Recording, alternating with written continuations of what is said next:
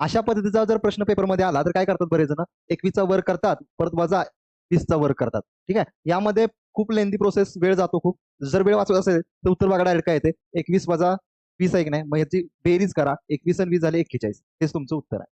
आता तुम्ही म्हणाला 41 कसं आलं, तर बघा 21चा जर वर्ग केला असतं तर किती आलं असतं, 441 वजा 20चा वर्ग केला असतं तर 400. बघा 441 वजा 400 म्हणजे 41 उत्तर येते. मग तुम्हाला एवढं करायची गरज नाही, डायरेक्ट 21 अधिक 20 किती आलं, 41. त्याच पद्धतीने या प्रश्नाचं उत्तर द्या मित्रांनो. आणि लक्षात ठेवा, सलग संख्येत असेल, क्रमांक संख्येत असेल, ठीक आहे, तेव्हा ही प्रोसेस वापरायची. ठीक आहे, याचं उत्तर तुम्ही कमेंट बॉक्समध्ये द्या. आणि जर मित्रांनो गणिताची भीती वाटत असेल तर हा कोर्स तुम्ही घेऊ शकता.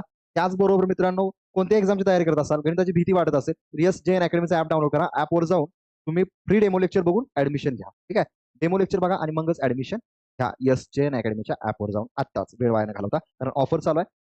मला ऑफरमध्ये कोर्स मिळून जाईल. धन्यवाद.